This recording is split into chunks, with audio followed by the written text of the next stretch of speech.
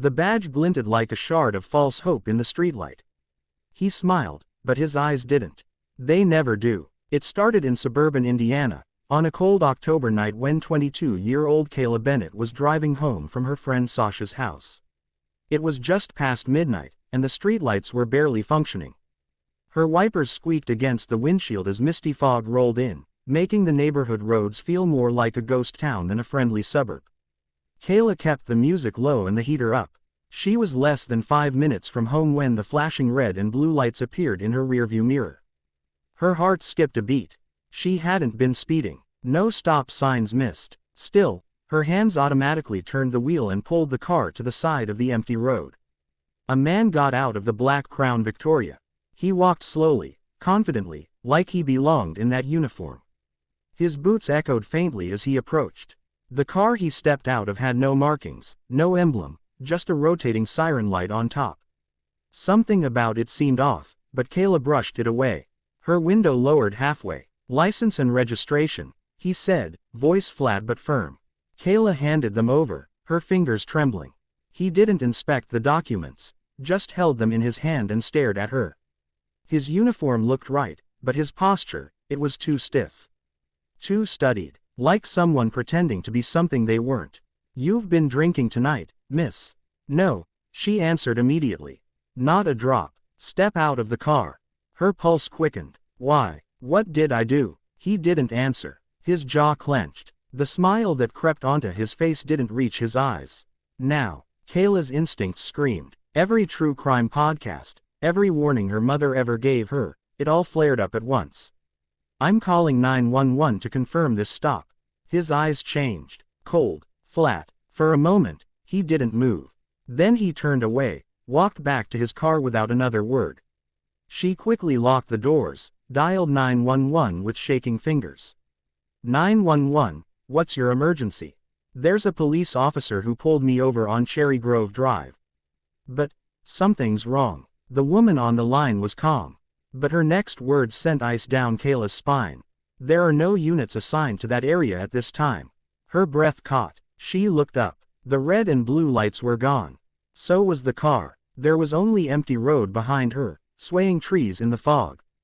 The real police arrived 20 minutes later. They combed the area but found nothing. Kayla wasn't the first. In fact, she was the 5th woman to call in a similar encounter in less than 2 months. But the others hadn't all been so lucky. One was found shoeless and shivering in a gas station bathroom. Another had never been found. Only her car, door flung open, remained in a ditch 5 miles away. And whoever the man was, he wore the uniform well. Too well. Liam Wu had just moved to Boston for grad school. He was the kind of guy who double-checked the stove and locked the door 3 times before bed. He didn't party, didn't take chances.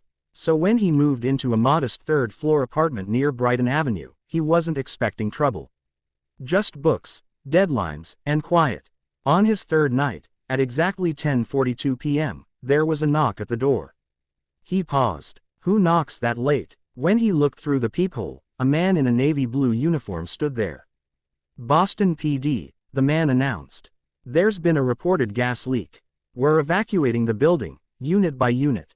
Gotta come with us." His voice was calm, professional. He wore a badge, though Liam couldn't make out the number in the fisheye view. A second man stood behind him, silent, arms folded. Still, something didn't sit right. Liam pressed his ear to the door. No sounds of panic, no alarms, no neighbors fleeing. The hallway light flickered as always, casting long shadows. "Can I see your badge again?" Liam asked through the door. The man paused, just for a second. That hesitation, it sent a chill down Liam's spine. Then the man's hand dropped near his belt. Not to a walkie-talkie. Lower. "I'm calling the gas company first," Liam added quickly. The man moved closer to the peephole. "Open the door." Liam took a step back. The knob jiggled. Keys rattled. Someone was trying to unlock it. Liam ran, locked his bedroom, called 911. By the time real officers arrived, the hallway was empty. No sign of gas, no fake cops. No one had reported any leak. And Liam's door, the doorknob had scratches, fresh ones, like someone tried every key they had. 2 days later, he spoke with his downstairs neighbor, a nurse who had lived there for years. "You know, the girl in 607 went missing last year," she said casually. "Same floor as you." Liam nodded slowly. "They say she let in a cop one night. Or someone dressed like one. The apartment had been empty ever since. In 2019, 17-year-old Marcus Reyes vanished for 3 days from his small Arizona town. He was last seen riding his bike home after his evening shift at a fast food joint. On the 4th morning, he stumbled out of the desert barefoot, limping, covered in scrapes and bruises. His clothes were torn, his lips cracked. He was taken to the hospital, barely conscious, rambling nonsense about blue doors and uniforms and whispers through vents. His family was relieved, but confused. Once coherent, Marcus told them what happened. He had been stopped near a traffic light by a black SUV with a police emblem on the side.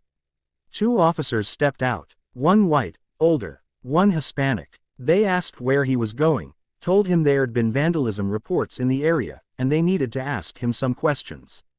Marcus, respectful of police, didn't resist.